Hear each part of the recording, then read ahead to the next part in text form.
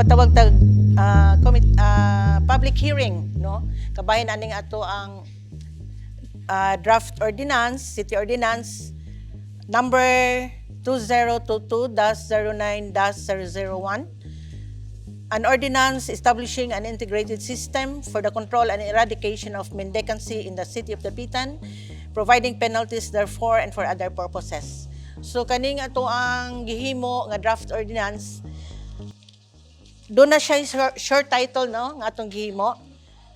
Kaning an ordinance prohibiting mendicancy in the city of Dapitan. So giprohibit na ginato ang mga mendicants dinhi sa atong syudad, kay nakita man gud nato nga murag nakadaghan na gyud ang ato ang mga mendicants or katong mga makililimos nato, katong mga limos, manguhit sa mga tao, nakadaghan na gyud siya diri sa ato ang syudad sa Dapitan. So akong nakita o artong nakita nga sila murag makahatag og dili maayo, no, nga pananaw sa to ang mga turista. So ibalutang nga kining atong syudad tourist destination gyud ni siya. So kutob sa atong mahimo atong magtangon ning klasiha sa mga problema kaning ato ang mga mendicants, no, kay nakahatag ni siya labad sa to ang mga turista. So kanini ang atong gihimo nga ordinansa, akong ipanghinaot nga kung maaprubahan na gyud ni siya, ma-eradicate na gyud nato or mawagtang na gyud nato ang ato ang mga mendicants dinhi sa ato ang syudad. So dinhi ato ang gibutang ang mga balaod, ang mga penalties, no, nga atong gi-impose para sa makasala or naglapas niining mga balaod nun nga atong gihimo karon. So doon na pa tayo umaabot nga public hearing usab nga atong pagahimuon para ma-finalize na gyud nato siya o ma-implementar na.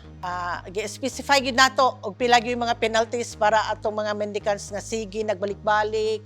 So katupong manghatag og limos, dili na siya pwede. Doon na gyud po tay gi-impose nga penalties or fines, no, para atong manghatag.